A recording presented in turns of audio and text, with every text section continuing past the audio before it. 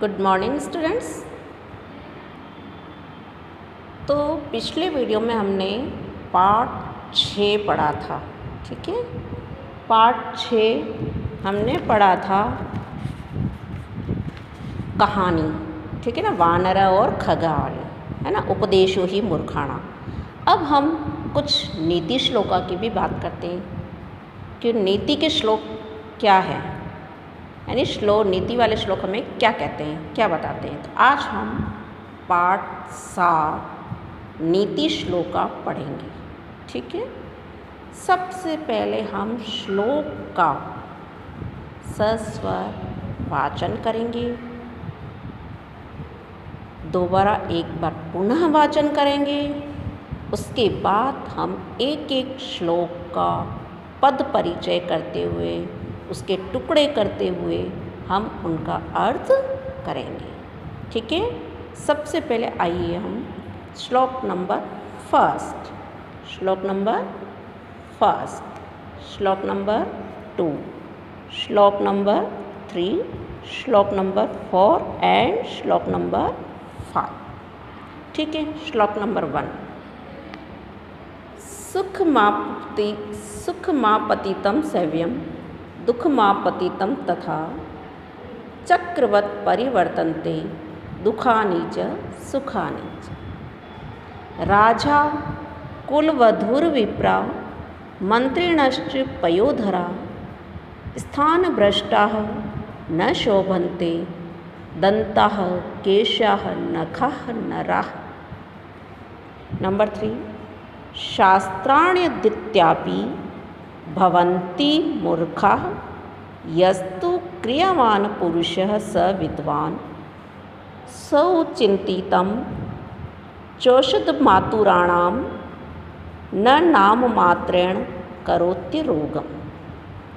अचिन्तितानि दुःखानि यथेवायन्ति देहिनां सुखान्यपि तथा मन्ये देवं त्रातिरेच्यते न देवाय न विप्राय न बन्धुभ्यः न चात्मने कृपणश् धनं पाति वहिन तस्कर पार्थिवै।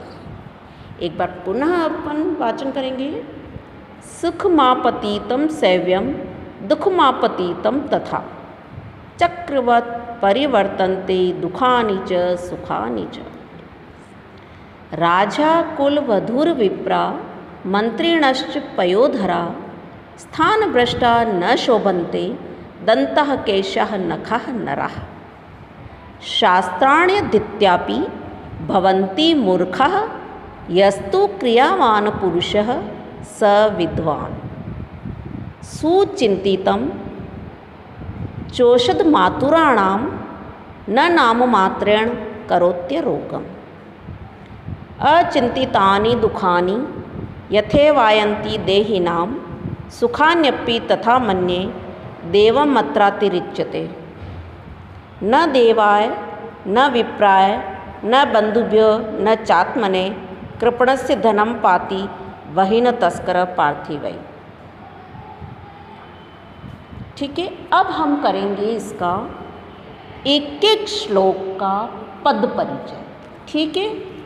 हम एक एक श्लोक का पद परिचय करते हुए हम इसका अर्थ प्राप्त करेंगे, अर्थ है ना, ठीक है। तो सबसे पहले हम क्या करते हैं, सुखमापतितं सेव्यम, सुखमापतितं, हम जब इसका अलग से अर्थ करते हैं, ठीक है। नंबर 1 इसका क्या होगा, सुखम, सुखमापतितं, ये हुआ। तो हम जब इसका अलग करेंगे तो क्या बनेगा, सुखम प्लस आपतितम, क्या होगा, सुखम आपतितम, है ना। आपतितम मतलब सुख बीत जाने के बाद, सुखमापतितम सेव्यम। दुःखमापतितम तथा ऐसे ही दुःखमापतितम, दुःखमापतितम यानी दुखम प्लस आपतितम, दुखम प्लस आपतितम, ठीक है। चक्रवत, चक्रवत क्या होता है? चक्र की तरह, चक्र क्या होता है? पहिया, चक्र क्या होता है? पहिया। परिवर्तन्ते, बदलते हैं, दुखानी च सुखानी च, दुख और सुख। अब दुखानी यहाँ पर क्या है? प्रथम पुरुष प्रथमा विभक्ति, द्वितीय विभक्ति, बहुवचन। दुख, दुखानी और सुखानी, शब्द तो क्या हो गए? दुख और सुख, ठीक है। अब ये क्या हो जाते हैं? दुख शब्द है ना, प्रथमा द्वितीय विभक्ति, विभक्ति और बहुवचन। ऐसे ही सुख शब्द वही प्रथमा द्वितीय,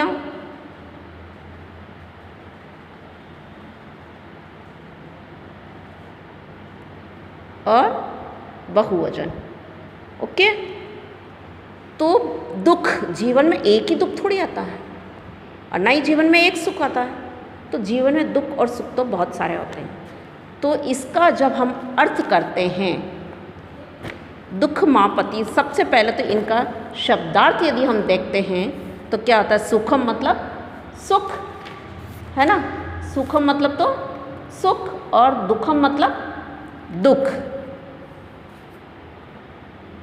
ठीक है।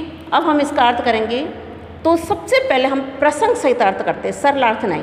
प्रसंग क्या कहता है? यह श्लोक हमारी पाठ्य पुस्तिका सुबोध संस्कृत माला भाग 3 के पाठ 7 नीति श्लोका से लिया गया है, ठीक है ना।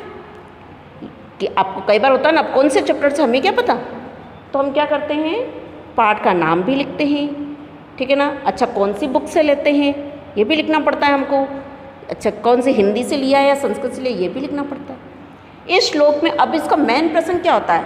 तो मेन प्रसंग लिखना भी हमें बहुत ज़रूरी होता है। हम तो कई सारी चीज़ें होती है, तो इस श्लोक में हम आप सारांश के रूप में इस श्लोक में हमें क्या पता चल रहा है? तो इस श्लोक में हमें सुख और दुख के बारे में पता चल रहा है। क्या पता चला? इस श्लोक में हमें सुख और दुख के बारे में पता चल रहा है। तो हम क्या करेंगे? अब इसका अर्थ लिखते हैं। जिस प्रकार जीवन में सुख आते हैं उसी प्रकार दुख भी आते हैं ना। हमारे जीवन में सुख और दुख दोनों ही आते हैं। संसार में सुख और दुख पहिए की तरह घूमते रहते हैं।